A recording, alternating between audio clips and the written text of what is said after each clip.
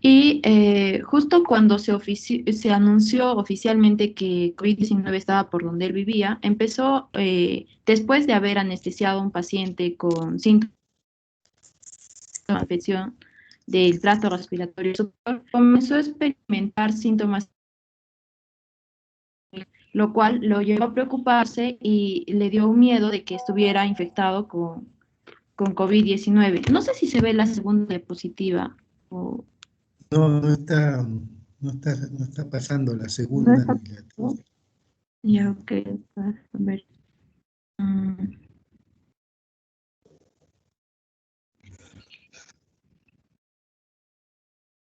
a ver.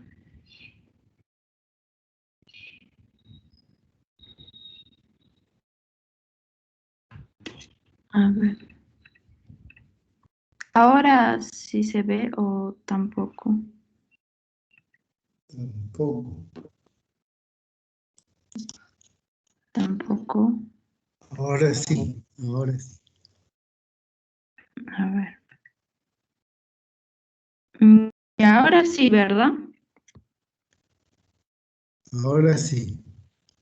Ya. Bueno.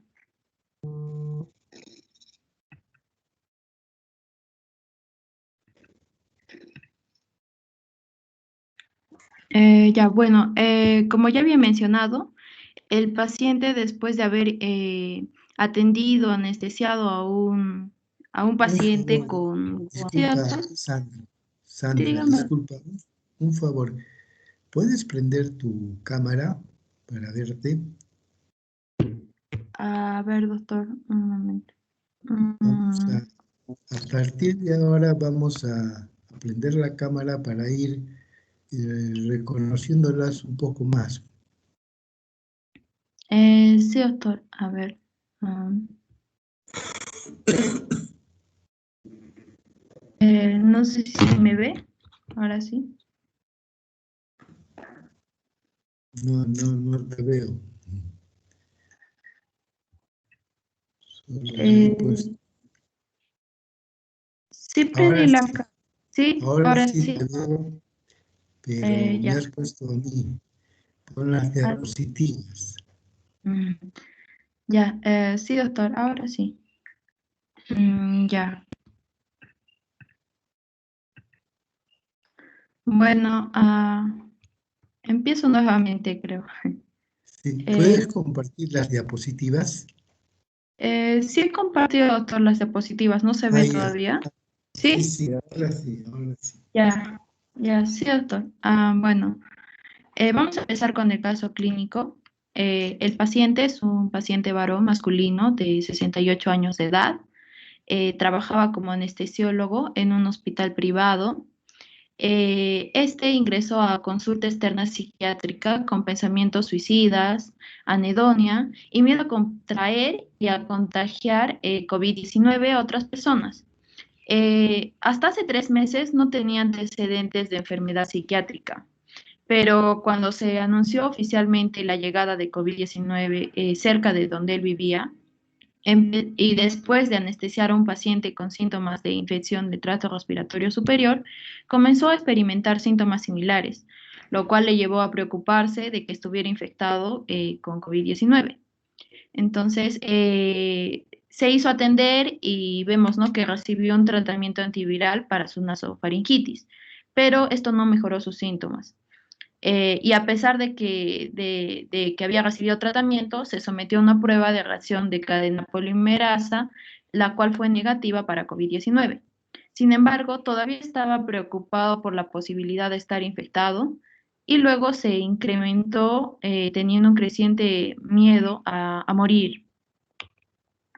Eh, Pensando que tenía ya la enfermedad, ¿no?, de COVID-19, se aisló de todos, incluido de su esposa, y empezó a sentirse deprimido e incluso fue intolerante con la presencia de su amada nieta. Entonces, las cosas que solía disfrutar ahora eran fuente de aburrimiento y en parte era porque se distraía fácilmente haciendo las cosas. Lo único que hacía era leer artículos y noticias sobre COVID-19 diariamente. disminuyó su apetito, pero esto se debió principalmente al dolor abdominal y al aumento de motilidad intestinal que presentaba, sobre todo después de comer. Sin embargo, se le hicieron evaluaciones endoscópicas y colonoscópicas y se vio que no estaba nada alterado. Tenía dificultad también para conciliar el sueño y comenzó a tomar alprazolam 0,5 miligramos por día, lo cual fue ineficaz ya que su dolor abdominal lo mantenía despierto toda la noche. Entonces, el paciente comenzó a sentirse inútil, pensó que sería mejor morir. Y de vez en cuando estos pensamientos se intensificaban a tal punto de que tenía planes de suicidio.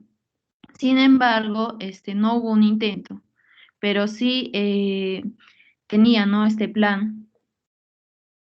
En cuanto a la historia personal, este era un paciente que había nacido en una pequeña ciudad de Egeo eh, y era de una familia de bajos ingresos. Durante su infancia solía asumir responsabilidades incomparables a su corta edad. Su vida académica siempre había sido un éxito y a diferencia de sus dos hermanos, había dejado su ciudad natal para continuar su educación universitaria. Su madre era una persona disciplinada y sobreprotectora, que siempre mantenía a sus hijos bajo control. Y se puede decir de que en cierta parte era un poco sobrecontroladora, ¿no? Lo cual hacía que el paciente tenga una personalidad perfeccionista. El paciente describió a sus hermanos como que también tenían personalidades depresivas y su hermana también tenía ansiedad sobre la enfermedad, ¿no?, de COVID-19, similar a la del paciente. Tenía una personalidad premórbida, meticulosa y controladora, pero también alegre y extrovertida. Sus colegas del trabajo confiaban en él y él se consideraba un buen padre para sus hijos. En cuanto a sus antecedentes personales patológicos, bueno, tenía hipertensión e hipertiroidismo subclínico y no tenía antecedentes de consumo de sustancias adictivas. A primera vista, su uso excesivo del equipo de protección, ¿no? Se vio eso, ¿no? De que cuando llegó la enfermedad por donde él vivía, empezó a usar, ¿no?, un equipo de protección excesivo contra el COVID-19 a comparación de sus compañeros de trabajo, ¿no? En cuanto al examen mental, tenía un mal aspecto, estaba todo desalineado y su estado de ánimo estaba deprimido. La estructura del pensamiento era normal, pero el contenido del pensamiento tenía intensos pensamientos suicidas. No había tenido ningún síntoma psicótico anteriormente y tenía un leve retraso psicomotor. En cuanto a los exámenes auxiliares, se le hizo un hemograma y se le hicieron también una tomografía, pero tampoco reveló alguna patología. Se le hizo la escala de Hamilton para ver la calificación de la depresión, donde obtuvo 41 puntos, y se le hizo la escala de Beck, el inventario de Beck, para la ideación suicida, donde obtuvo 12 puntos.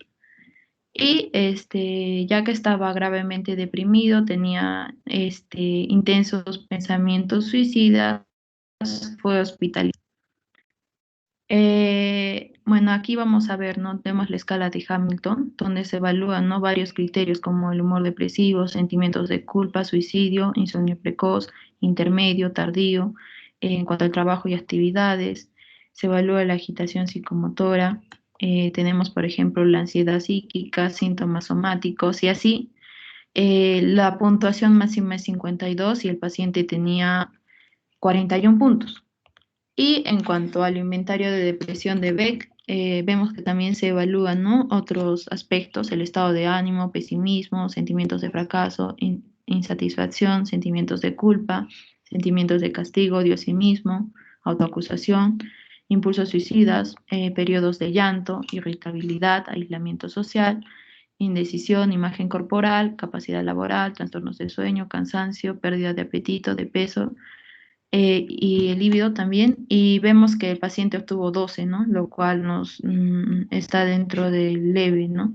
Sin embargo, el otro ya nos indicaba una depresión un poco mayor, lo cual el diagnóstico que se le dio fue trastorno depresivo mayor según los criterios del DSM-5. En cuanto al tratamiento, bueno, se le hizo la terapia electroconvulsiva y al paciente fue dado de alta al cuarto día de hospitalización a petición de su familia. Recibió 10 sesiones con las cuales ya había tenido una remisión completa y el protocolo era 3 veces por semana y bilateral. Y se le administró también una dosis diaria de 100 miligramos de sertralina oral.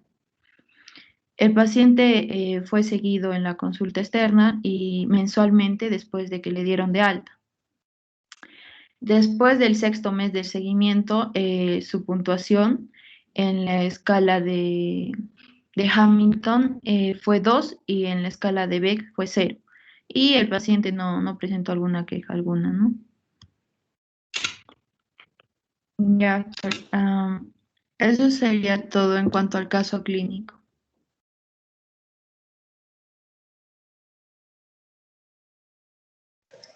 Ahora, continuando un poco con la depresión, vamos a ahondar teóricamente el tema.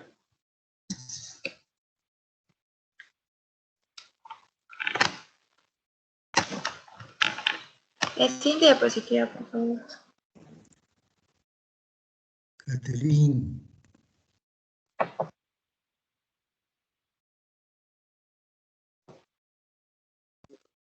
Ya bueno, primero vamos a ver que este es un trastorno de estado de ánimo y tenemos que diferenciar humor, afecto y emoción. Humor vendría a ser humor vendría a ser el estado anímico dominante en un periodo largo, en semanas o meses. El afecto, un estado anímico presente en un momento concreto, y la emoción, un componente somático del afecto. Y se va a distinguir dos grandes síndromes, que va a ser el depresivo, el que vamos a hablar, y el maníaco, que va a tener variaciones y combinaciones y que va a dar lugar a diversos trastornos. Siguiente diapositiva, por favor.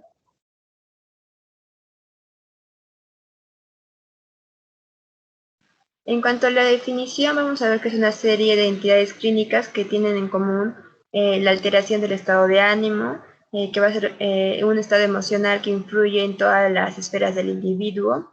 Se va a instalar progresivamente, va a persistir en el tiempo, va a tener una relación y percepción del medio ambiente, va a haber manifestaciones somáticas en la conducta, en el pensamiento, en la actividad psicomotora. Siguiente, por favor.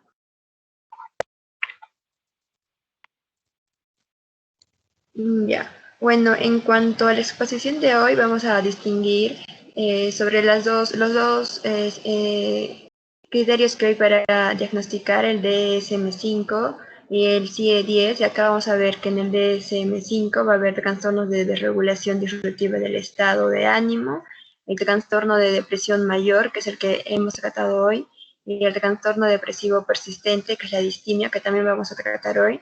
También puede haber un trastorno disfórico premenstrual, trastorno depresivo inducido por una sustancia o medicamento, un trastorno depresivo debido a otra afección médica. Hay otros trastornos depresivos especificados y no especificados. En cambio, la CIE-10 va a tratarlo como trastornos del humor afectivo, un episodio depresivo, que puede ser leve, moderado, grave, sin síntomas psicóticos, o grave con síntomas psicóticos, otros episodios depresivos o trastornos depresivos recurrentes. La siguiente diapositiva, por favor.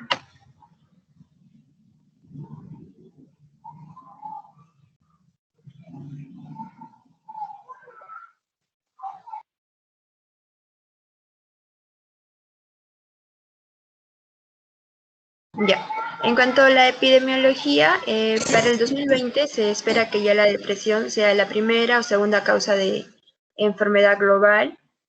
Tiene un gran impacto, ya que va a ocasionar una discapacidad que va a estar reflejado en los años de vida ajustados por discapacidad y años de vida perdidos por el suicidio o una comorbilidad médica. Va a tener una prevalencia en la población general del 13 al 6%, y la prevalencia de presentarla en algún momento de la vida va a ser del 20%. y de estos casos el 70% va a presentar un episodio recurrente. En cuanto al el médico general, es el primer contacto que va a tener el paciente con el sistema de salud, y de cada 10 pacientes que asisten al médico general familiar de primer nivel de atención, uno de ellos va a padecer algún tipo de depresión, pero en total solo se va a diagnosticar un 10% de los casos, y entre el 5 al 20% de los pacientes con depresión mayor van a ser tratados por psiquiatría. Por lo tanto, esta es una patología que está subdiagnosticada y con baja tasa de tratamiento en el primer nivel de atención. En cuanto a la población general, la prevalencia es de 2 al 3% en hombres, del 5 al 9% en mujeres, el 8% en pacientes atendidos en atención primaria, que van a recibir un diagnóstico, y aproximadamente el 15% de la población va a sufrir un episodio depresivo mayor a lo largo de su vida, y hasta un 15% de ellos van a ser secundarios a una enfermedad médica, somática o por abuso de sustancias. Siguiente diapositiva, por favor.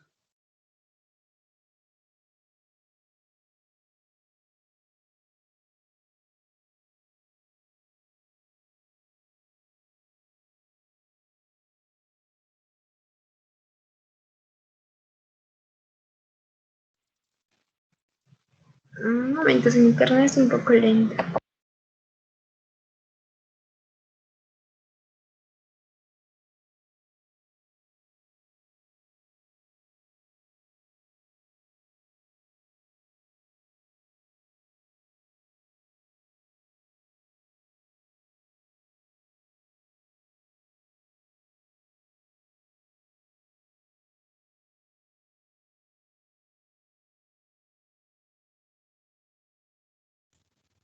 Continuando con la exposición, vamos a tener la etiología, que puede ser por vulnerabilidad o estrés.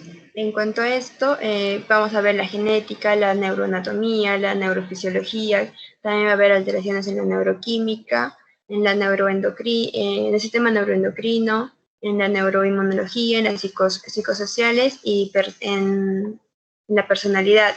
En cuanto al estrés, va a haber acontecimientos vitales, factores estresantes crónicos, socioculturales, biológicos. Y ya bueno, desarrollando un poco más en la etiología genética, es 3 veces más frecuente en familiares de primer grado de enfermos. Se supone, por lo tanto, que tiene un gran componente genético. Los familiares de primer grado tienen mayor riesgo de alcoholismo y de trastornos de ansiedad. Bueno, también existen alteraciones en los neurotransmisores. Vamos a tener que hay una disminución en la actividad de serotonina y de la noradrenalina, también de la dopamina, de la acetilcolina y de la GABA. Va a haber alteraciones neuroendocrinas, un aumento de la secreción del cortisol y una respuesta baja o nula al test de supresión con dexametasona. Va a haber niveles bajos de hormona de crecimiento y de TSH. En cuanto a la neuroimagen, podemos ver también un aumento de flujo en las regiones límbicas, una disminución del córtex prefrontal. También va a haber alteraciones en el sueño, puede haber un aumento de la latencia del sueño, una disminución de la latencia REM, un aumento de la duración y de la actividad de las fases REM y una reducción del sueño no REM en las fases 3 y 4. En resumen, el sueño es más superficial, con pocas fases profundas y mucha actividad REM. Habrá ensueños, pesadillas y sensación de no haber descansado.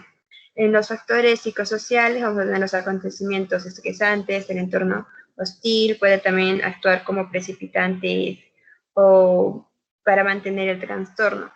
En cuanto se consideran más como desencadenantes o perturbadores, tenemos los acontecimientos vitales de la vida, las muertes de los padres, factores estresantes crónicos, una personalidad obsesiva, interpretación de eventos vitales de una manera no adecuada, también puede ser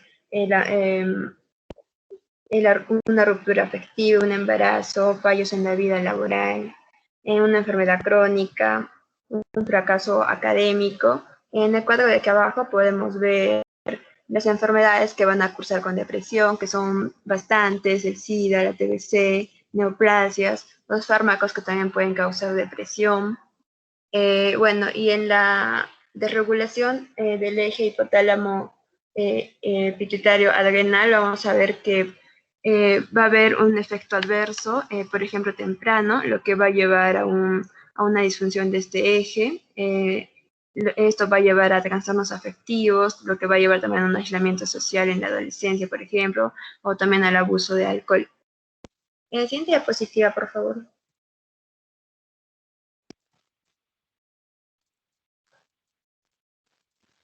Ya, bueno, en cuanto a la clínica, vamos a ver que puede haber alteraciones del humor, una disfunción cognitiva, al ritmo, también alteración en el ritmo circadiano y déficit motores.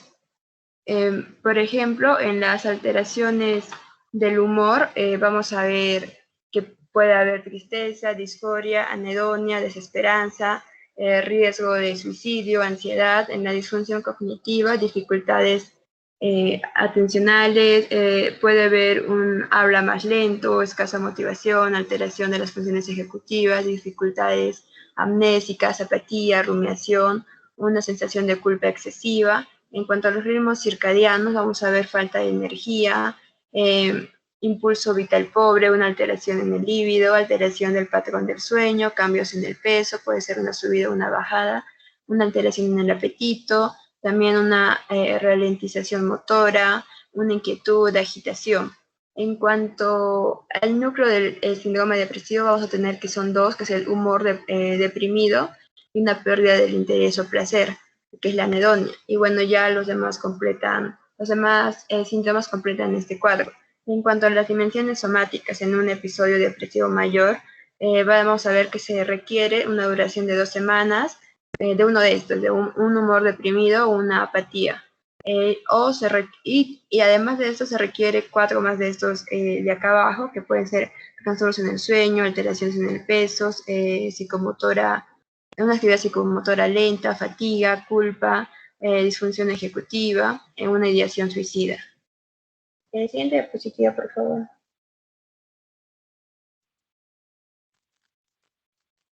Ya, en cuanto al curso, antes del diagnóstico, vamos a ver que la edad promedio de inicio es la tercera década de vida, pero puede presentarse en cualquier otra.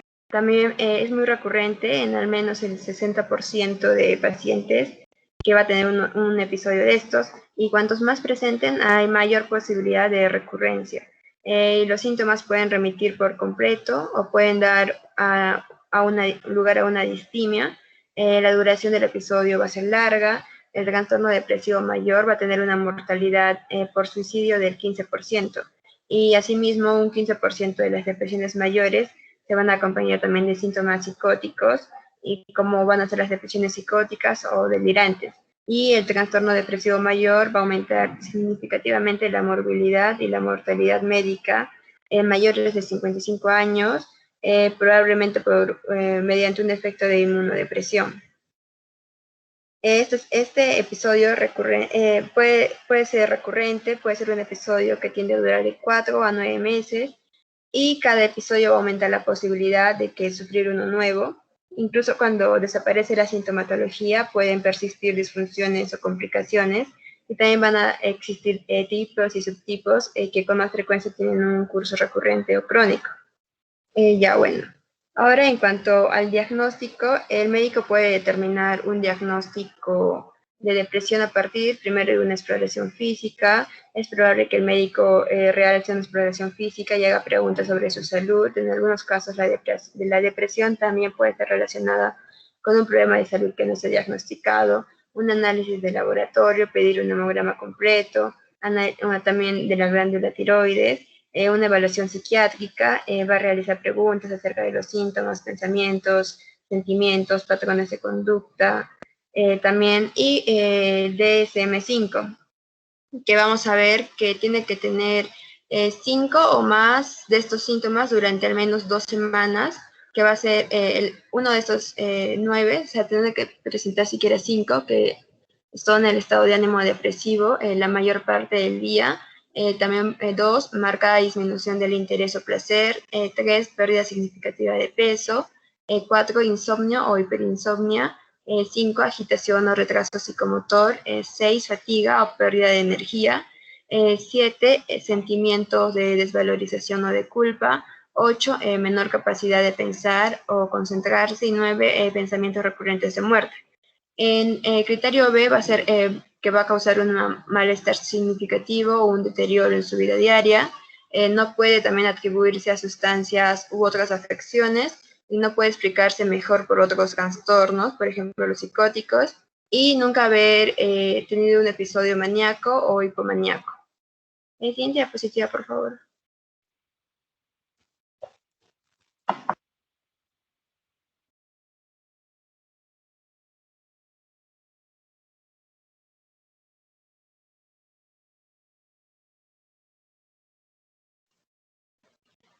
Continuando con el tratamiento, aquí lo que se sugiere como un tratamiento inicial es la combinación de la farmacoterapia y psicoterapia, aunque en algunos casos solo se precisa uno. También está la terapia electroconvulsiva. Ahora, para instaurar el tratamiento hay que determinar el tipo, la gravedad y la duración del episodio depresivo.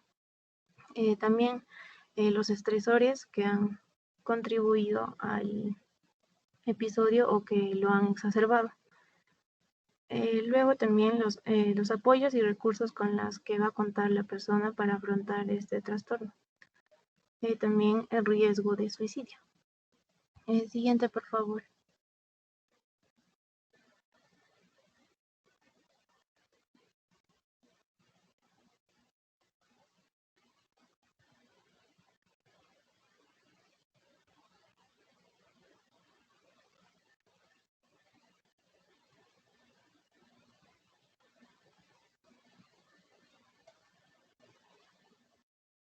Para el tratamiento en cuanto a la psicoterapia, esto incluye la terapia cognitivo-conductual, la terapia interpersonal, también la terapia de apoyo. Para el tratamiento farmacológico, tenemos los antidepresivos y en función de su mecanismo de acción se pueden delimitar varios grupos, los cuales también se van a clasificar en 3 categorías según su acción predominantemente serotoninérgica, como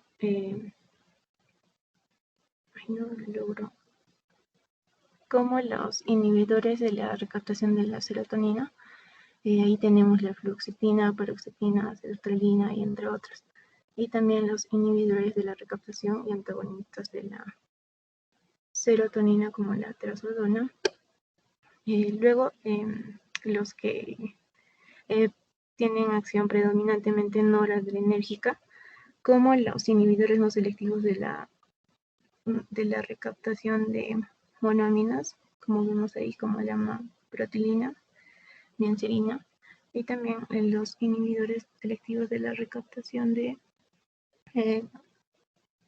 noradrenalina, como la redoxetina.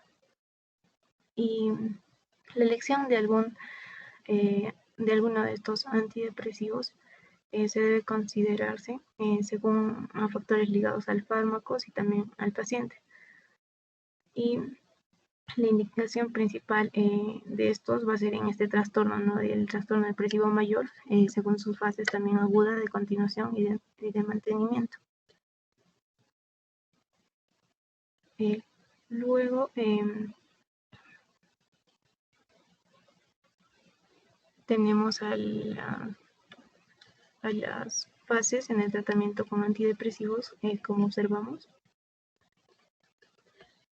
No logro observar, Sandita, si está en esa diapositiva o no.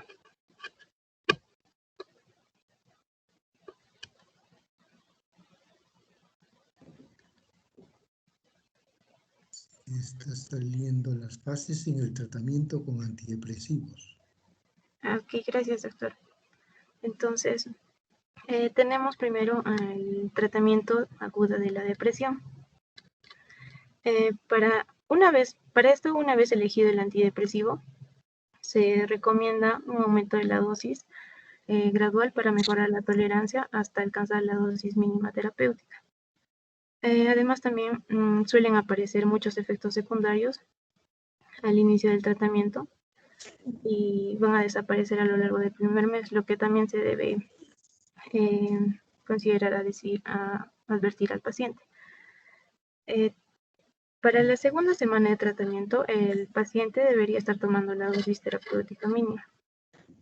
Y en caso de no obtener una respuesta adecuada a las 4 semanas, se debe ir aumentando la dosis progresivamente hasta llegar, si fuera necesario, seguro y tolerado, a la dosis máxima.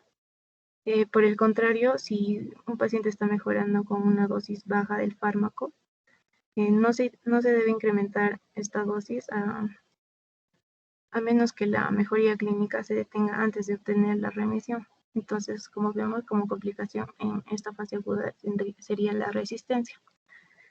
Luego tenemos el tratamiento de continuación, en la fase de continuación. Por lo general, un episodio depresivo mayor no tratado suele durar entre 6 y 12 meses. Y la mayoría de los episodios tratados van a durar alrededor de 3 meses. Entonces, una vez conseguida la remisión del episodio depresivo, por ejemplo, en 12 semanas después de iniciar el tratamiento, se debe mantener entre los 6 y 12 meses. Esto sin reducir la dosis, esto para evitar la recaída, que vendría a ser la complicación de esa fase. Ahora tenemos, luego, por último, tenemos el tratamiento de mantenimiento. Aquí cuando la remisión se mantiene de 6 a 12 meses, se habla ya de una recuperación y el paciente va a entrar en la fase de mantenimiento. Si la depresión vuelve en esta fase de mantenimiento, o sea, es decir, una vez superada la fase de continuación, hablamos de recurrencia, que vendría a ser la complicación en esa fase. En caso de esa recurrencia, debe mantenerse un tratamiento profiláctico de mantenimiento, en ocasiones durante años o incluso de forma indefinida. El siguiente, por favor.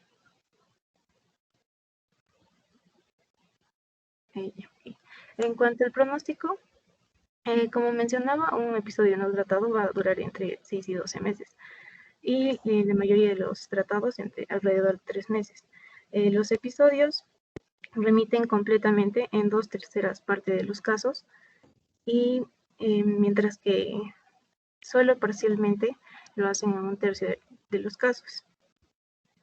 Además, a medida que aumenta el número de episodios, estos tienden a ser más frecuentes y prolongados.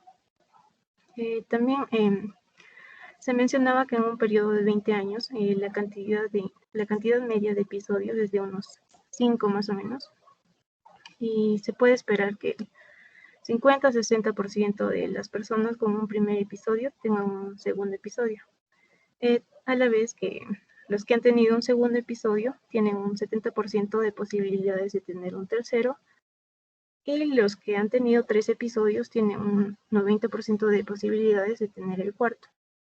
El siguiente, por favor.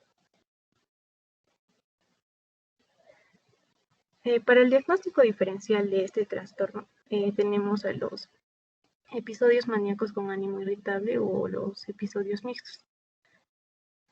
También el trastorno de humor debido a alguna otra afección médica. Por ejemplo, esclerosis múltiple, hipotiroidismo, infarto cerebral, entre otras. También el trastorno depresivo o bipolar, inducido esto por sustancias o medicamentos.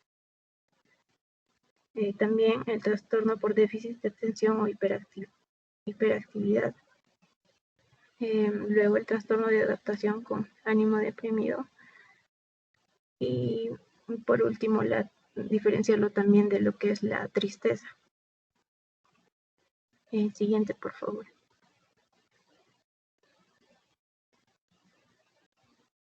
Y bueno, dentro de los síndromes de trastornos depresivos tenemos a otro que es el trastorno depresivo persistente, que es conocido como distimia. Esta es una forma de presentación de depresión crónica con síntomas menos graves pero más duraderos que en otras formas de depresión como vemos en la en el trastorno depresivo mayor. Este va a combinar dos diagnósticos, los cuales son distimia y episodio depresivo mayor crónica. En cuanto a la epidemiología, se presenta en igual porcentaje en ambos sexos, esto en niños y adolescentes, pero a diferencia de los adultos, en quienes va a predominar va a ser en el sexo femenino. Además, la prevalencia al año, por ejemplo, en Estados Unidos, es aproximadamente el 0,5% para la distimia y 1,5% para el trastorno depresivo mayor crónico. Y en cuanto a la etiología, viene a ser multifactorial. Por ejemplo, incluye factores genéticos, también alteraciones en la estructura del cerebro, alteraciones en los neurotransmisores y factores ambientales. Esto va a incluir todo aquello que va a rodear a la persona. Por ejemplo, pueden ser circunstancias familiares, de trabajo, relaciones con compañeros y amigos, consumo de drogas, entre otras cosas.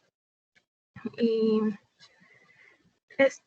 entonces aquí va a ser importante también mencionar lo que es el papel de la herencia y la carga genética, ya que se dan en generaciones posteriores la presentación de las enfermedades mentales. Siguiente, por favor. Para la clínica, por lo general, van a aparecer y desaparecer durante años y la intensidad también puede cambiar con el tiempo. Sin embargo, aquí es de destacar que los síntomas no suelen desaparecer durante más de 2 meses por vez. Además, pueden presentarse episodios de depresión mayor antes o durante el trastorno depresivo persistente. Entonces, algunos síntomas que se observan pueden incluir la falta de interés en las actividades diarias, la tristeza, esa sensación de vacío, desesperanza, cansancio y falta de energía, la baja autoestima, autocrítica o sentirse incapaz o incluso inútil, dificultad para concentrarse y también para tomar las decisiones, irritabilidad. Esto sobre todo se da en los niños, o un enojo excesivo. También disminución de la actividad, eficacia y productividad. El aislamiento, evitar las actividades sociales, también sentimientos de culpa o tienen muchas preocupaciones por el pasado, la falta de apetito o también por el contrario el comer demasiado y también problemas para dormir. Y el hecho de que este trastorno sea crónico hace que sobrellevar los síntomas puede ser difícil en ciertos pacientes. Siguiente, por favor. Para el diagnóstico, aquí tenemos estos criterios según el DSM-5. Entonces, empezando por un estado de ánimo deprimido durante la mayor parte del día, de la mayoría de los días. Esto durante un mínimo de 2 años y en adolescentes y en niños como mínimo 1 año. Y como mencionaba, el estado de ánimo puede ser irritable en esta población. Luego, durante ese ánimo deprimido, deben existir 2 o más de los siguientes síntomas como poco apetito o la sobrealimentación, insomnio o hiperinsomnio, poca energía o fatiga, la baja autoestima, la falta de concentración o dificultad para tomar decisiones, sentimientos de desesperanza. También durante un periodo de 2 años, y bueno, 1 año en el caso de niños y adolescentes, esta alteración no debe estar sin síntomas durante más de 2 meses seguidos, como mencionaba también. Además, los criterios para un trastorno de depresión mayor pueden estar continuamente presentes durante 2 años.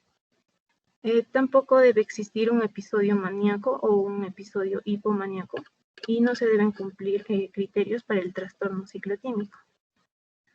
Además, la alteración no se debe explicar por un trastorno esquizoafectivo persistente, esquizofrenia o algún otro trastorno psicótico Tampoco se deben atribuir los síntomas a efectos fisiológicos de una sustancia como alguna droga o medicamento o alguna otra afección médica como hipotiroidismo. Por eso en el diagnóstico también se van a solicitar exámenes de laboratorio. Y ahora los síntomas causan clínicamente un malestar significativo o deterioro en lo social, laboral o alguna otra área importante de la persona. Y dependiendo de la edad, se debe hacer la especificación si es de inicio temprano, si es antes de los 21 años, o si es de inicio tardío, si se produce a los 21 años o a más edades. Siguiente, por favor. En cuanto al tratamiento, bueno, aquí se incluye de igual forma, ¿no?, la psicoterapia, como la terapia cognitivo-conductual y la terapia interpersonal, y el tratamiento farmacológico. Los antidepresivos para esto más utilizados son los inhibidores selectivos de la recaptación de serotonina, los antidepresivos tricíclicos y los inhibidores de recaptación de serotonina y norepinefrina. Para el diagnóstico diferencial de la distimia tenemos al trastorno depresivo mayor, los trastornos psicóticos, trastorno depresivo o bipolar debido a alguna afección médica, trastorno depresivo o bipolar inducido por sustancias o medicamentos y trastornos de la personalidad. Siguiente, por favor. Eso sería todo, gracias.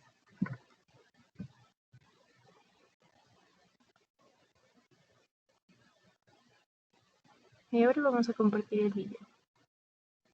Muy bien.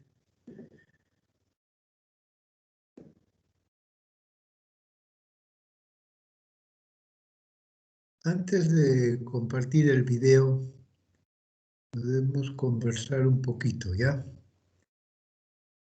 Cierto. Sí. A ver, vamos a ver la participación de Diego Alonso.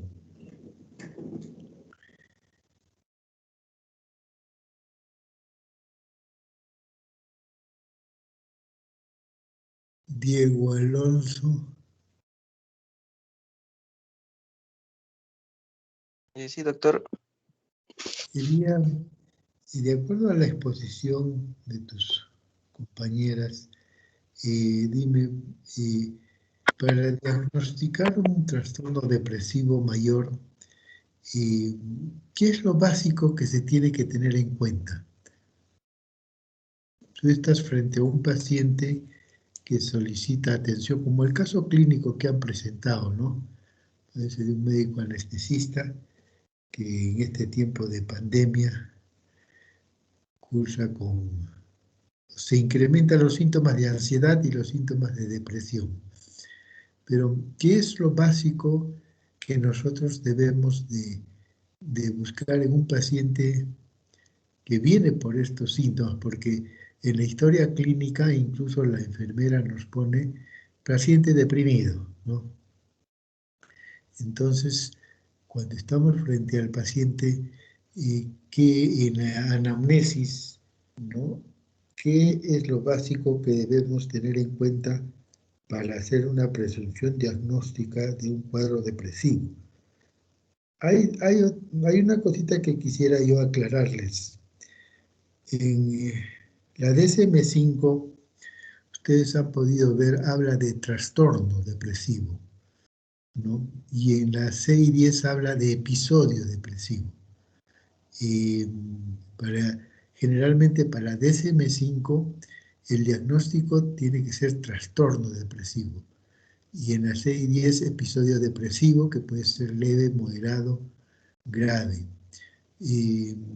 Pero generalmente nosotros, cuando queremos basarnos en la DSM-5, ponemos el trastorno depresivo, así haya tenido un solo episodio de depresión, ¿no? O 2 o 3 trastornos depresivos. ¿no? Y si queremos hacerlo con la 6-10, lo que tenemos que precisar es su gravedad, si es leve, moderado o grave. Entonces, a veces confunde esto, ¿no? Por eso es que en este capítulo de los trastornos del estado de ánimo, primero definen lo que es un episodio depresivo y lo que es un trastorno depresivo, ¿no? Según la DSM-5. Por ejemplo, para diagnosticar un trastorno bipolar tipo 1, solo requiere un episodio maníaco, no requiere episodio depresivo. Solo con un episodio maníaco ya es un trastorno bipolar tipo 2. De ahí la importancia de diferenciar lo que es un episodio de lo que es un trastorno, ¿no? Bueno, esa aclaración nomás. Dime, Diego Alonso, ¿qué es lo que podríamos ver frente a un paciente? O sea, interesarnos para hacer el diagnóstico. Tal vez la falta de interés en realizar sus actividades normales. Claro. Eh, Según lo que han manifestado tus compañeras, hay dos síntomas que no deben faltar, tanto la 6-10 como la DSM-5. Una es esta que señalas, la pérdida del interés para hacer las cosas o la pérdida del placer que antes uno sentía por hacer determinadas cosas y ahora ya no siente placer, que se llama anedonia, ¿no? Pérdida del placer, ¿no? Que antes de ciertas actividades o de ciertas cosas que hacía y que ahora ya no tiene placer, ya no siente placer. Esa es la anedonia, que no debe faltar. Y el otro síntoma básico que no debe faltar, ¿cuál es?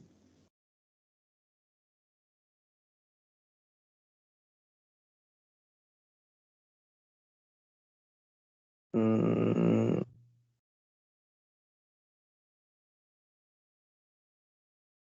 ¿Qué dice Alejandra? Doctor, ¿sería el humor deprimido? Claro, o sea, la tristeza. O sea, a veces, miren, cosas así que aparentan ser sencillas, pero a veces se nos pasa, ¿no? Si viene un paciente con la enfermera ya hasta le está poniendo el diagnóstico de depresión, entonces yo tengo que buscar primero dos síntomas básicos: el humor deprimido o la tristeza, ¿no? Y, y la anedonia. Aparte de estos dos síntomas básicos, ¿qué otra cosa importante tengo que buscar en un paciente para pensar en un trastorno depresivo mayor? ¿Qué dice Paola?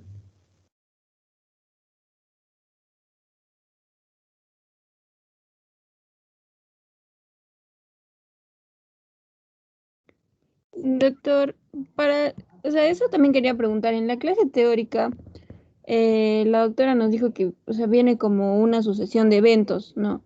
Entonces, lo que yo entendía era que había un episodio depresivo que era único y luego el paciente estaba eutímico por 2 meses mínimo y luego volvía el trastorno, pero ya era recurrente. Entonces, no entendí esa parte para el episodio depresivo mayor. ¿No? Básico, miren, para diagnosticar un episodio depresivo mayor, yo tengo que encontrar esos dos síntomas que no quiero que se olviden jamás: anedonia y tristeza, ¿no? Y después precisar el tiempo, ¿desde cuándo tiene usted estos síntomas? Si es más de 2 semanas, ya tengo que diagnosticar el episodio depresivo mayor o el trastorno depresivo mayor. O sea, el tiempo, 2 semanas, mínimo 2 semanas, ¿no? Y aparte de estos dos síntomas básicos, que no debemos olvidar, uno tiene que ver los trastornos, primero, de la conducta alimentaria, el apetito. ¿Cómo está? En la mayoría de pacientes deprimidos vienen y dicen, doctor, no tengo apetito, no tengo ganas de comer.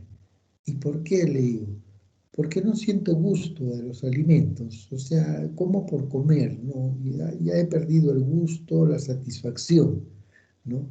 Y la mayoría viene con una baja de peso del 5% en un mes, sin haber hecho ejercicio, sin haber sometido a una dieta, no. Ha bajado 5% de su peso en un mes, ¿no?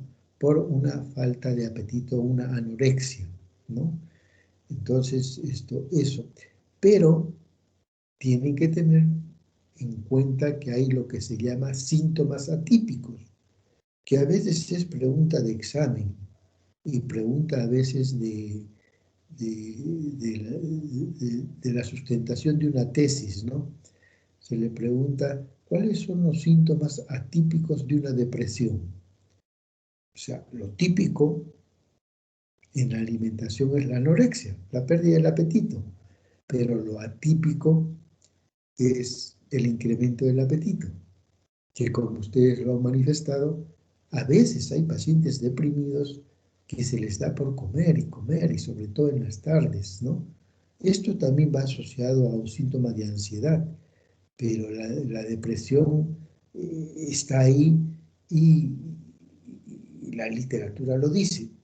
Hay un trastorno de la conducta alimentaria, básicamente falta de apetito, anorexia, pero también puede haber la hiperexia, o sea, incremento del apetito. Sobre todo se le da por comer, por ingerir dulces o carbohidratos por las tardes, ¿no? Entonces, igual en el sueño, ¿cuál es lo típico? El insomnio, o sea, el paciente dice, doctor, no puedo dormir, no puedo conciliar el sueño.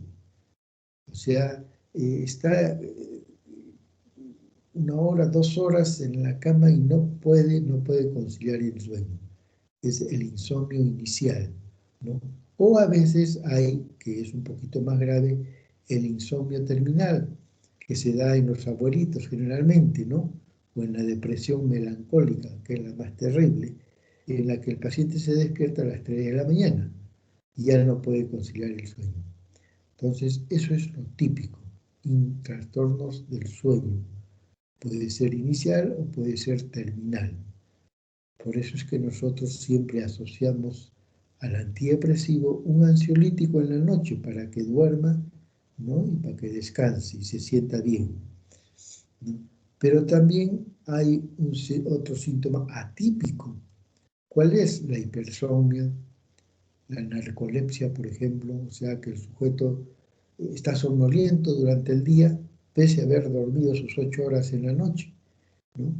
Y en la mañana, en la tarde, somnoliento. ¿Es un síntoma de la depresión? Sí. ¿Es frecuente? No, pero sí hay que tomarlo en cuenta, ¿no? Otro puede ser la exaltación, ¿no? O sea, el deprimido generalmente es un sujeto apagado, ¿no? Lacónico, lento, ¿no? Pero hay pacientes que están un poco como excitados, ¿no? Hiperactivos. Ese es otro síntoma atípico de la depresión. Y eso es muy importante que ustedes lo tengan en cuenta, ¿no? Porque aparte de los síntomas que ustedes han manifestado, como les digo, básico, anedonia y tristeza, trastornos del sueño, lo típico, insomnio, lo atípico, hipersomnio, trastornos de la alimentación, lo típico, anorexia, lo atípico, incremento de la ingesta de alimentos, ¿no? En la concentración hay una disminución de la concentración y de la atención. Hay unos sentimientos de desesperanza, ¿no? Sentimientos de culpa, sentimientos negativos. Todo el paciente dice, no sé, doctor, por qué a mí me da mal todo el tiempo, no sé por qué yo no puedo ser como mis compañeros de trabajo, ¿no? O sea, hay una visión negativa presente y futura de él mismo, ¿no? Son los pensamientos distorsionados del deprimido, ¿no? Entonces, eso es básico. ¿Y qué es otra cosa muy importante que tenemos que ver en un paciente deprimido? ¿Qué nos dice, a ver, Rocío Apaza?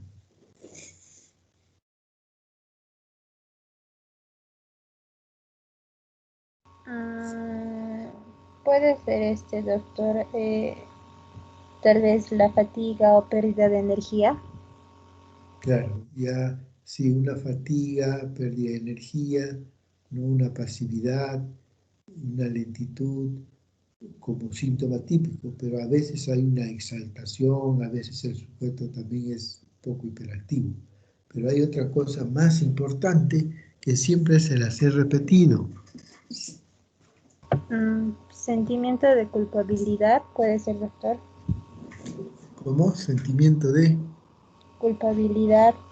Claro, también sentimiento de culpa. Muy bien. Pero hay otra cosa más importante.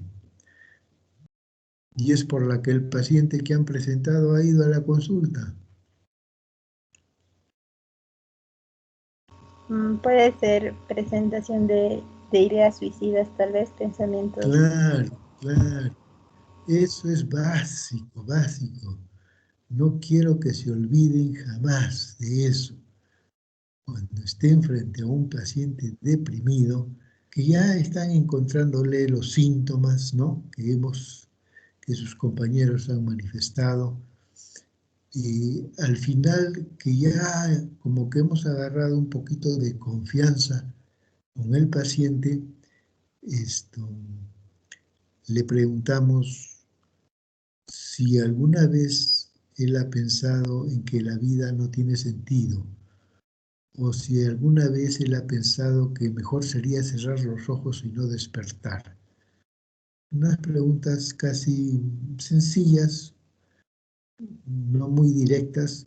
Si nos dices sí, ya ahí sí ya comenzamos, ¿no?, a indagar y explorar más, y vamos a encontrar probablemente un riesgo suicida alto, como el caso clínico que han presentado sus compañeras, ¿no? Entonces, incluso le han hecho el test de Beck y el test de Hamilton.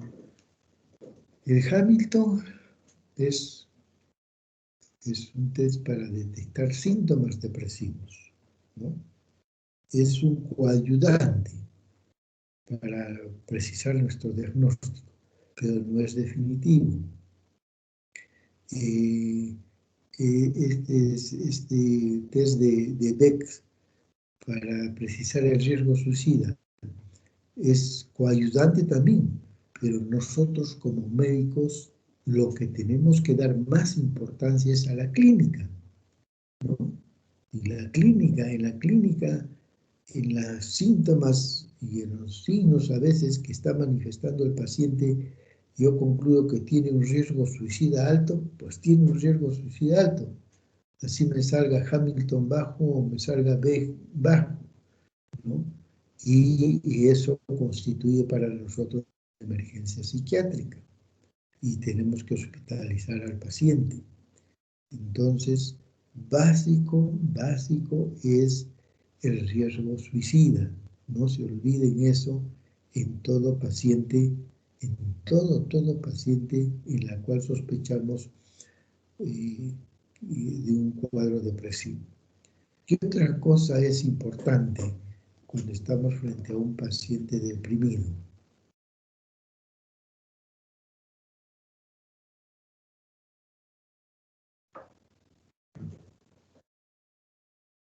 Paola. Doctor, ¿podría ser las alteraciones psicomotoras o también de la concentración? Claro, hay una disminución de la concentración, de la atención, y hay una alteración psicomotora. Pero algo más que tenemos que preguntar nosotros, ¿no? Por ejemplo, en el paciente que han presentado 68 años, creo que tiene, ¿no? ¿Qué es lo que tenemos que preguntar básicamente?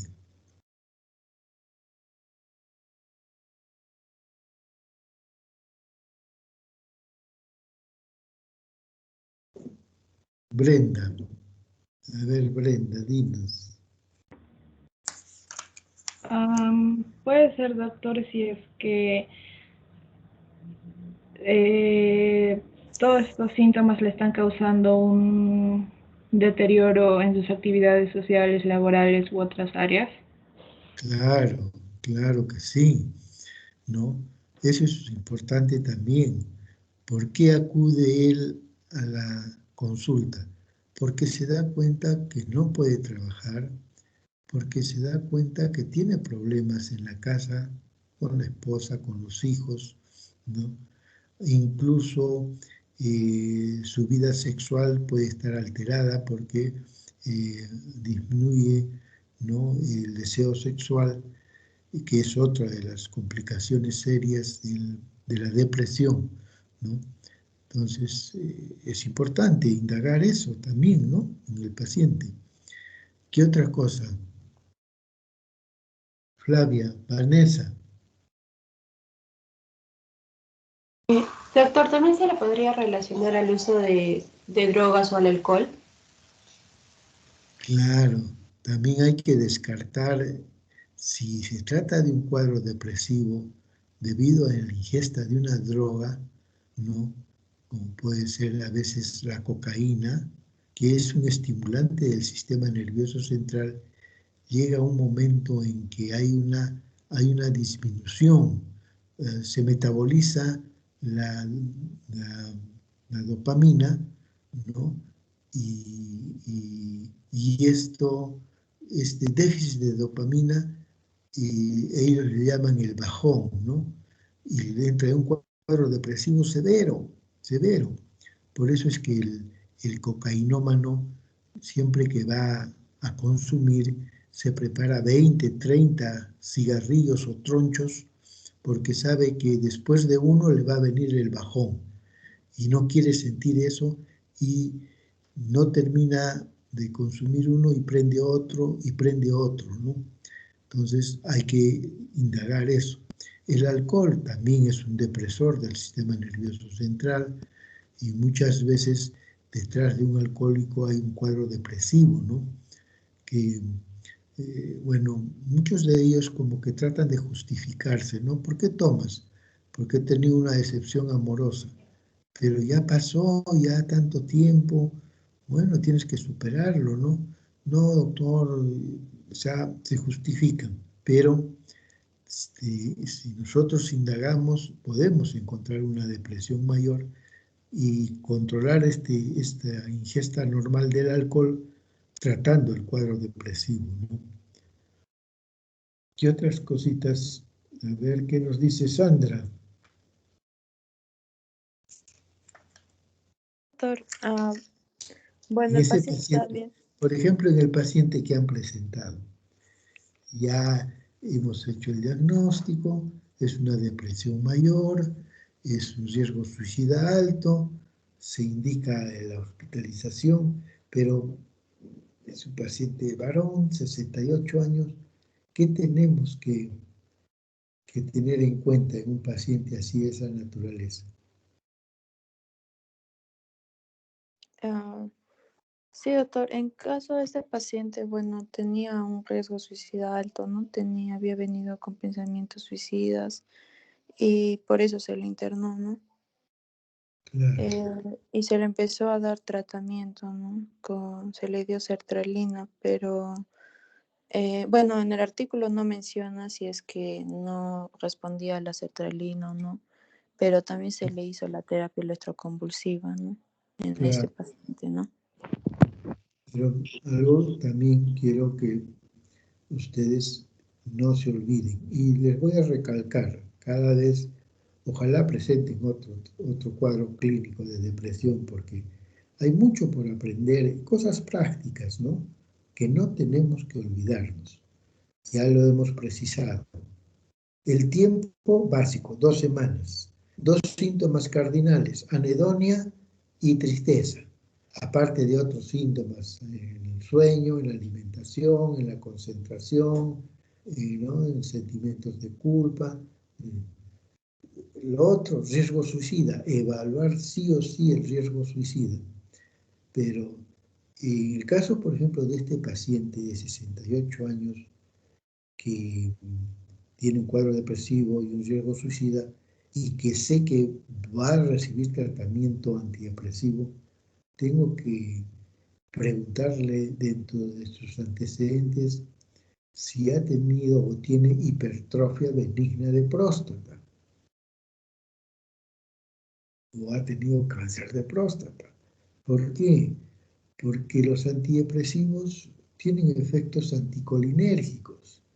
Y si es un paciente con una hipertrofia benigna de próstata, vamos a cometer una iatrogenia, porque le damos el antidepresivo y nos puede hacer un globo vesical. Y hay que pasar sonda. Y recién sospechamos, de repente tiene la próstata crecida, le hacemos la ecografía y tiene hipertrofia de próstata. Entonces hay que tener en cuenta eso para, sobre todo, para prescribir ya el medicamento, ¿no es cierto? Si sufre o no sufre de hipertrofia benigna de próstata. ¿Qué otros cuadros debemos tener en cuenta? ¿Qué nos dice Catherine? Sí, doctor. ¿Podría ser la excesiva visión negativa del paciente? ¿La qué? Excesiva visión negativa del paciente, o sea, sentimientos de culpa, desesperanza. Ah, claro, claro. Siempre hay que tener en cuenta eso, ¿no? Porque el paciente deprimido está invadido de pensamientos distorsionados negativos. Tiene una visión negativa total del pasado, del presente y del futuro. Todo lo veo oscuro. Pero, ¿qué otro cuadro orgánico debemos tener en cuenta sabiendo que este paciente va a recibir antidepresivo? Uno, hemos dicho, hipertrofia benigna de próstata en los varones. Otro,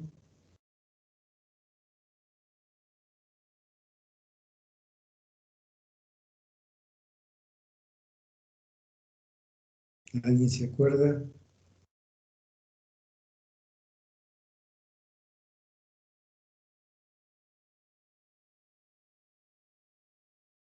El glaucoma, tanto en hombres como mujeres. El glaucoma, o sea, el incremento de la presión intraocular. Si yo la veo a la paciente que está con lentes, y lo primero que le pregunto, ¿usted sufre de miopías o astigmatismo? Me dice, sí, doctor, bajo. Y cuando ha ido al oculista, ¿alguna vez le han medido la presión intraocular? Sí. ¿Le han dicho que tiene glaucoma? Sí, doctor, y estoy en tratamiento. Entonces, si es una paciente con glaucoma, tampoco le podemos prescribir el antidepresivo por el efecto anticolinérgico, ¿ya? Entonces, 2 cuadros básicos: hipertrofia benigna de próstata y glaucoma, ¿no? Antes de recetar un antidepresivo. Y lo otro que les manifesté también la vez pasada era ver si este paciente que está viniendo por primera vez y que tiene un episodio depresivo mayor, no va a ser un bipolar, ¿no? No va a ser de que por ahí ha tenido episodios maníacos y nosotros no se nos pasó y no le preguntamos, ¿no? Entonces, es conveniente determinar si la depresión es monopolar o es bipolar. Porque si es bipolar, y le damos el antidepresivo, sin el estabilizador del estado de ánimo, ese paciente lo podemos volver maníaco, porque vamos a incrementar la serotonina. Entonces, es importante tener en cuenta eso, ¿no? Lo otro que quiero también que ustedes lo graben es que lo han manifestado también en su presentación. Hay que dar el tiempo necesario en un paciente deprimido. Y hay que hacer lo que se llama la psicoeducación. O sea, no hay mayor satisfacción para el paciente que le expliquen qué es lo que tiene. Que muchos colegas, muchos compañeros, a veces tenemos temor de decir el diagnóstico porque a veces no estamos seguros, ¿no? Pero lo que tenemos que aprender nosotros es de ser lo más sincero posible. Si realmente yo no estoy seguro del cuadro depresivo, yo se lo tengo que decir al paciente, mire, su cuadro no está tan preciso. Vamos a seguir estudiándolo, vamos a citarlo en una semana, vamos a seguir indagando para precisar el diagnóstico, ¿no? Y darle el tratamiento más adecuado. Eso cuando el cuadro está bastante difícil, que hay cuadros que se nos presentan no como copiaditos de libros, ¿no? Si estamos seguros, bueno, en buena hora le decimos, mire, usted tiene un trastorno mental que se llama depresión mayor. Y este es un trastorno mental, es una enfermedad mental, para que entienda él mejor, ¿no?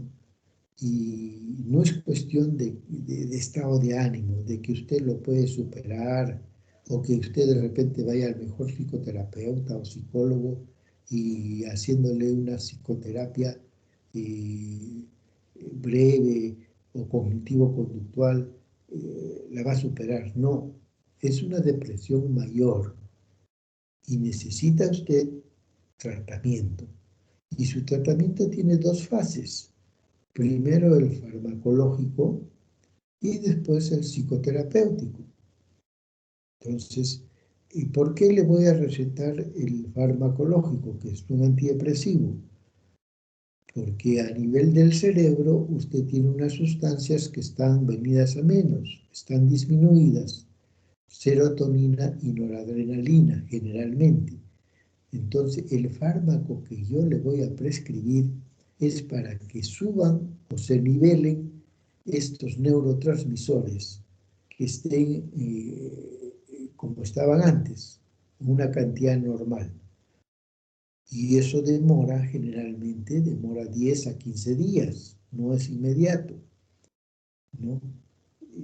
Una vez que pasen los 15 días, usted mismo va a notar cómo va a mejorar su estado de ánimo.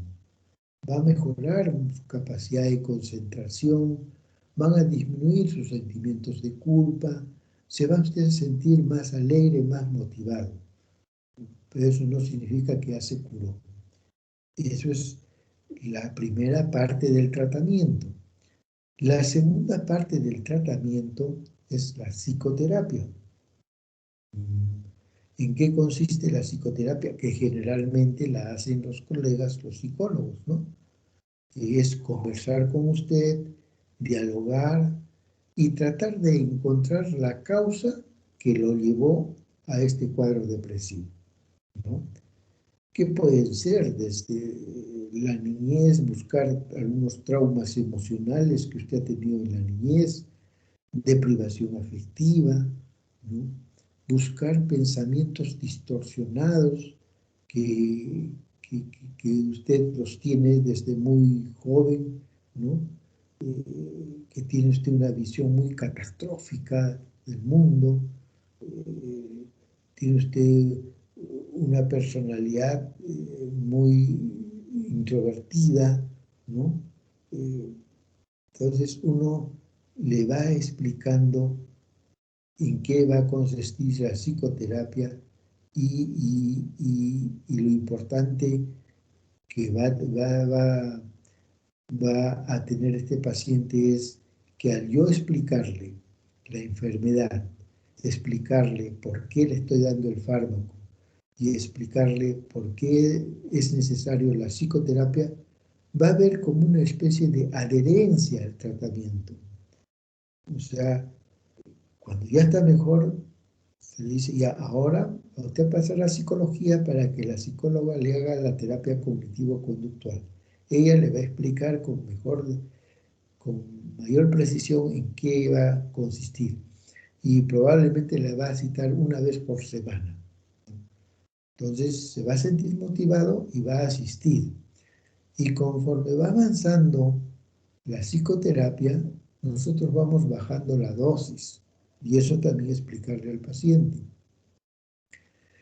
Usted al mes va a estar mucho mejor, se va a sentir bien, pero el error más común y frecuente que cometen muchos pacientes es suspender el tratamiento.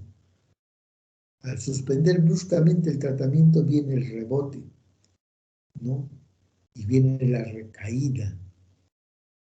Y cuando viene una recaída fuerte, ya el tratamiento no va a ser 6, 7 meses, va a ser 2 años. Y si después de 2 años vuelve otra recaída porque él pensó que ya estaba curado, o sea, ya con 3, 4 recaídas, el tratamiento ya va a ser de por vida. Entonces, imagínense la importancia que tiene de explicar a los pacientes que cumplan el tratamiento y que asistan periódicamente a sus controles, por más bien que estén, ¿no? Y en la práctica clínica se ve cómo el paciente va mejorando y si uno le ha explicado cómo debe ser, ¿no? Cómo debe ir, explicándole primero que ningún antidepresivo produce adicción, porque es otro tabú que tienen. No, doctor, yo no quiero tomar pastillas, que no quiero acostumbrarme. No, ningún antidepresivo es adictivo. Los que son adictivos son las benzodiazepinas, pero cuando lo usan en forma indiscriminada o comienzan a automedicarse. Si ustedes cumplen con las indicaciones del médico y van bajando, por ejemplo, 2 meses una pastillita de citalopram. ¿Cómo va? Mejor, doctor, me siento bien, ya lo bajamos a la mitad. Otros 2 meses. El siguiente mes un cuartito y al siguiente mes lo suspendemos. Y la psicoterapia, que tiene que seguir para evitar las recaídas, ¿no? O sea, hay pacientes que se recuperan, en 6 meses se recuperan y sin tratamiento ya hacen su vida normal. Pero a veces se necesita tiempo para explicarle al paciente todo esto que les estoy manifestando. Y muchos cometemos el error de no explicar como deberíamos explicarle al paciente, ¿no? Y también nos dicen, doctor, ¿cuánto tiempo va a durar el tratamiento? Bueno, mínimo va a ser 6 meses. Usted hace esa idea, pero no todo ese tiempo va a estar medicado a dosis altas, sino vamos a ir bajando la medicación poco a poco.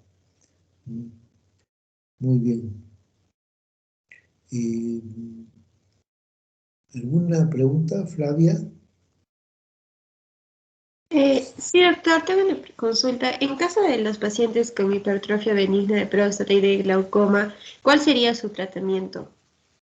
Primero, decirles, mire, no le puedo recetar el antidepresivo porque usted sufre de esto y va a empeorar su glaucoma y va a empeorar su hipertrofia benigna de próstata. Vamos a esperar, no darle el antidepresivo, que el oftalmólogo, el oculista, le trate el glaucoma y una vez que esté ya compensado, empezamos el tratamiento, ¿no? Y igual en la hipertrofia, que lo trate el urólogo, la hipertrofia, y si hay que operar, operamos la hipertrofia y ya empezamos el tratamiento. Pero mientras se le da un ansiolítico suave para calmar su ansiedad, ¿no?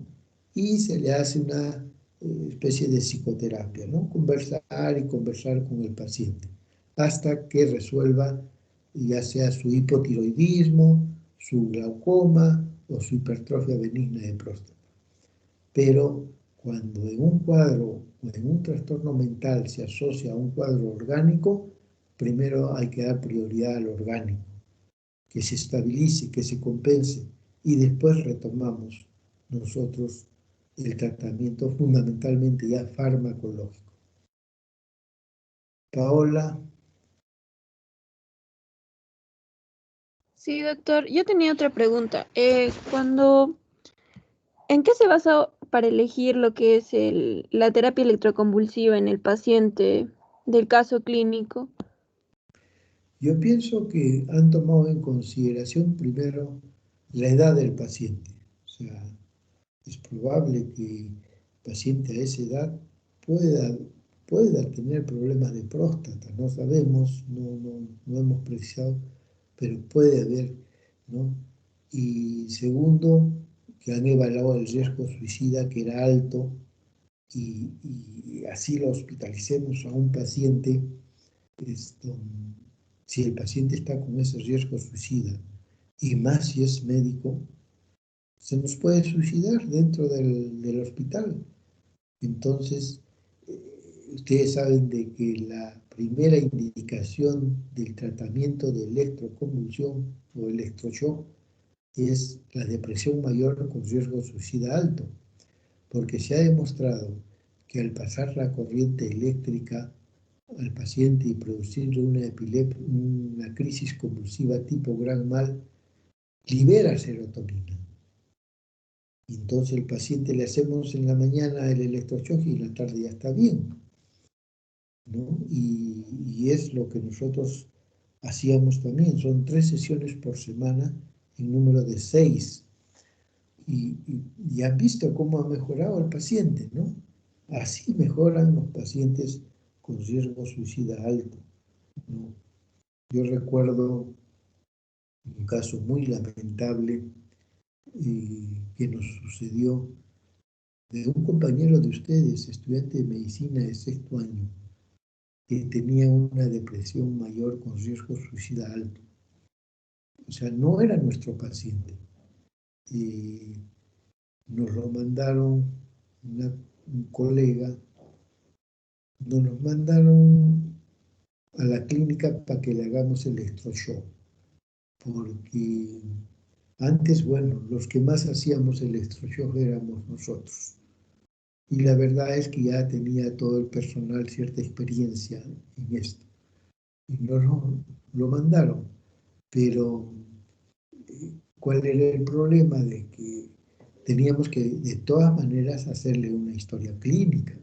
O sea, no podíamos hacer el electroshock así por consulta externa y de una manera muy camuflada, pese a que era un estudiante de medicina y bueno, el colega me dijo, hazle nomás por consultorios externos, no quiere él que tenga su historia clínica.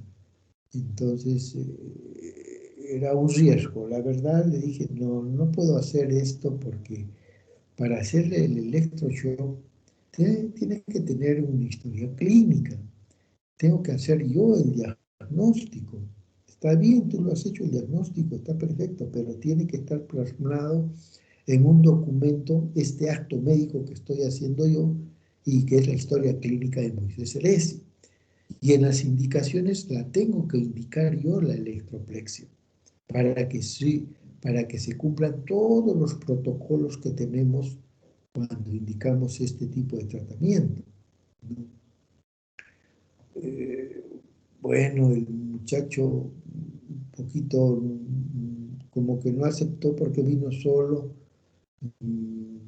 La verdad me dio mucha tristeza no poder hacerlo, pero le dije, él era provinciano, no tenía su familia acá. trata de el doctor o la doctora que te está viendo, que tiene tu historia clínica, ya que te haga el electroshock, ya. Entonces, pero ¿qué pasó? Pasaron los días y lamentablemente el muchacho se suicidó. ¿Por qué? Porque el riesgo suicida era alto, ¿no? Era alto. Yo lo poco que pude conversar era alto. Entonces yo dije, no, tenemos que hospitalizarte y tenemos que hacerte tu historia clínica. Porque para esto del electroshock también ahí tiene que firmarnos el consentimiento informado, ¿no? O sea, el médico tiene que protegerse en muchas cosas porque imagínense que le produjo un paro cardiorrespiratorio. ¿Quién es responsable? El único responsable somos nosotros, los médicos. Ni la enfermera, ni el técnico, nadie. El médico que indicó, ¿no? Y lo primero que pide el fiscal cuando va a hacer una indagación es, primero, su manual de funciones. Segundo, la historia clínica del paciente, ¿no? Y ahí en la historia clínica revisa, y si él no entiende muy bien, solicita un peritaje psiquiátrico con otro colega. Por eso hay que tener mucha cautela y mucha prudencia en estos casos de riesgo suicida, ¿no? Imagínense que hubiese pasado que yo a este muchacho le hubiese hecho así consultorio externo y por lo bajo el electroshock y se me quede o le produzco un paro cardiorrespiratorio. Me hacían mi proceso administrativo, me quitaban la licencia, ¿no? Y me denunciaba a la familia, ¿no? O sea, por un delito penal y por un delito civil. Porque ¿cómo es que yo he hecho un tratamiento sin que se cumplan los protocolos o sin que tenga una historia clínica?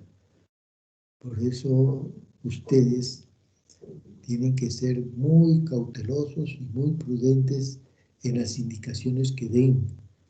Siempre tienen que tratar de protegerse porque ustedes se han dado cuenta que hoy en día hay abogados especialistas en negligencia médica, ¿no? Al menos en las clínicas privadas es denuncias todos los días. Negligencia médica porque le chocó la anestesia, por X motivos. Pero cuando uno tiene precisos los protocolos y cumple, bueno, pues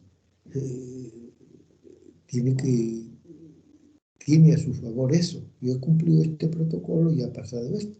¿Pero por qué? Porque probablemente ha tenido una idiosincrasia el paciente y le ha chocado la anestesia, pues no. Es muy difícil precisar eso. ¿Qué me dice Daniel Valcárcel? Doctor, yo quería preguntar, en este cuadro, ¿hay casos o en qué casos podría estar indicada una polisomnografía para lo que es las alteraciones del sueño? Generalmente, casi no lo hacemos nosotros porque un poquito es costoso y lo otro es de que si sabemos clínicamente que tiene una alteración del sueño, más es por la depresión y por la ansiedad, ¿no? que por un cuadro orgánico cerebral, que es otra cosa también. Miren, en la mayoría de centros psiquiátricos, dentro de los protocolos de atención que he estado revisando ahora último, es de norma a veces tomar una tomografía cerebral a un paciente que viene por una enfermedad mental, ¿no? ¿Y por qué? Porque ¿cuántos esquizofrénicos habremos diagnosticado hace años que no eran esquizofrénicos y que eran una psicosis orgánica, ¿no? O sea, se puede dar, podemos cometer ese tipo de errores, Por eso, en las grandes clínicas, en países más desarrollados que el nuestro, de norma piden una tomografía cerebral con contraste a paciente psiquiátrico, que bueno, la mayoría puede salir normal, o de repente puede salir una dilatación de los ventrículos, ¿no? Pero que no, de acuerdo al resultado de la tomografía, incluso se hace una interconsulta al neurólogo. Y el neurólogo da su opinión y es un respaldo para nosotros, ¿no? Decís, no, este sujeto tiene una alteración del sueño, pero probablemente es a su depresión y a su ansiedad. Calmando su depresión, el paciente recupera el sueño, como sucede en la mayoría de casos, ¿no? Nosotros a los pacientes con depresión que tienen problemas de sueño y les recetamos en la noche un ansiolítico y le explicamos, mire, lo que le estamos dando no es un inductor del sueño, no es un hipnótico, porque hay quienes usan hipnóticos. Lo que le estamos dando es un ansiolítico y estamos seguros que nosotros al calmar la ansiedad que usted tiene, va a dormir, va a descansar, como sucede en la mayoría de veces. Y lo que necesita su cerebro es dormir y tener un sueño bastante reparador. Y nos ayuda también el hecho de dar el ansiolítico simultáneamente con el antidepresivo, porque es el primero que actúa, pues, ¿no? O sea, empezamos el tratamiento hoy día, ya tome el antidepresivo hoy día en la mañana, después del desayuno. Y en la noche tome usted su alprazolam o su clonazepam de 2 miligramos, la mitad. Y sabemos que el antidepresivo va a demorar para actuar, pero el ansiolítico al toque actúa. Y al día siguiente le preguntamos, ¿cómo está? Mejor, doctor, he dormido bien. O sea, nos ayuda el ansiolítico, ¿no? a que el paciente vea de que hay efectos en el tratamiento, pese a que le hemos explicado de que el antidepresivo todavía no está actuando, pero ya el ansiolítico está actuando y eso lo hace sentir bien al paciente, ¿no? Es muy importante explicarles estas cosas a los pacientes. Muy bien, ¿alguna otra pregunta? Sí, doctor. O sea, yo había leído... Luisa, no te escucho bien, Luisa. ¿Me escucha ahora, doctor? Sí, sí, sí. Ya, doctor. O sea, yo había leído el término de depresivo o depresión funcional y, o sea, mi duda era, ¿cómo lo puedes diagnosticar o detectar? Porque en sí la persona no admite que tiene algo malo, o en el caso de este caso clínico es como que el paciente sí sabe que algo está mal, pero en cambio en una depresión funcional creo que la persona sigue haciendo sus actividades normales y desenvolviéndose socialmente. ¿Y cómo podríamos ayudar a esa persona que no Claro. admite que está algo mal? Hay algunos que hacen una clasificación de depresión secundaria, ¿no? Como en el caso, por ejemplo, de este caso clínico, en la que esa depresión es reactiva al miedo, al temor, al estrés permanente que ha estado por el COVID-19. Es secundaria y es hasta cierto punto comprensible. Pero hay cuadros, como tú dices, de que el paciente no se da cuenta, ¿no? De que está entrando a un cuadro depresivo. Y a veces empieza con una distimia. La distimia, como han manifestado, es una depresión crónica y larvada, síntomas no muy acentuados, que dura más allá de 2 años, ¿no? Y en la familia como que se acostumbran a verlo así, ¿no? Incluso los amigos. No, él es así, es negativista, es poco sociable, es su manera de ser, o a veces los padres dicen, no, es propio de la edad, ¿no? Entonces, es una distimia en la que prácticamente el paciente está deprimido y como que se acostumbra a vivir así, ¿no?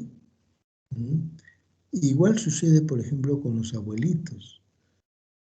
Hay pacientes, ¿no?, de la tercera edad en la que están deprimidos, pero toda la familia no le hace mucho caso porque dice el abuelito, pues está deprimido, pues es por la vejez, es su tristeza. Y no es así. Mi abuelito está con una depresión y debe recibir tratamiento. Va a mejorar su estado de ánimo, hacer una vida social, ¿no? Compartir, salir, viajar, qué sé yo. Pero no. Entonces, lo importante es educar, por eso. Una de las tareas básicas de nosotros es educar, orientar a la familia y decir, no señora, su hijo está deprimido. ¿Por qué?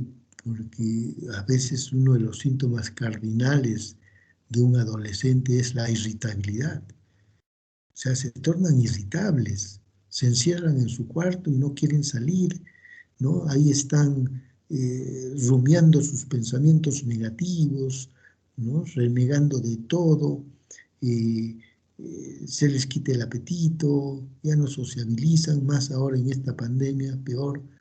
Entonces, explicar si es probable que esté deprimido y necesita tratamiento, ¿no? Que a veces, como les digo, la mayoría de veces no le dan importancia a la familia. Y ese es otro tabú, el cual tenemos que enfrentar nosotros. Decirles, mire, la depresión es una enfermedad, no es estado de ánimo, no es que usted vaya y le diga, esto depende de ti, son tonterías, ¿por qué no viajas? ¿Por qué no vas a buscar amigos? ¿Por qué no cambias de enamorada? Que esto, que lo, tantas cosas que le dicen y le recriminan, y el paciente dice, ¿cómo quisiera que estés en mis zapatos para ver si todo lo que me dices pudieras hacer? Y es que el paciente no lo puede. Por más que intenta, no lo puede. ¿Y por qué no lo puede? Porque a nivel del cerebro, pues la serotonina, la noradrenalina y la dopamina están venidas a menos, ¿no? Muchas veces en la práctica clínica yo les manifestaba de que vienen pacientes así deprimidos y dice, doctor, por favor, no me recete medicamentos, porque yo nunca he tomado medicamentos y no quiero acostumbrarme a este medicamento. Bueno, yo le explico y le digo, usted tiene que tomar medicamentos, porque si no, yo no le garantizo la mejoría en su cuadro. Yo puedo ser el mejor psicoterapeuta en este momento, ¿no? Te puedo levantar su autoestima, darle más seguridad, más confianza, ¿no? Darle pautas de asertividad, todo. Termina la consulta y usted me dice, gracias doctor, me siento bien, me ha levantado usted el ánimo. Llega a la casa y otra vez deprimido. ¿Por qué? Porque si bien hemos hecho una psicoterapia breve y que momentáneamente ha subido un poquito la serotonina, no es un incremento sostenido, ¿no? Porque llega a la casa, bajó la serotonina y otra vez deprimido. Entonces se les explica que para que haya un incremento sostenido de estos neurotransmisores, tiene que tomar el fármaco. Y eso ya lo he demostrado, ¿no? Ya lo han demostrado cuántos estudios que se han hecho, ¿no? De cómo mejora el paciente cuando cumple el tratamiento. Muy bien, vamos a tener un receso de unos 15 minutitos y entramos con el video, ¿ya? Sí, doctor. Sí, doctor. En 15 minutos nos vemos.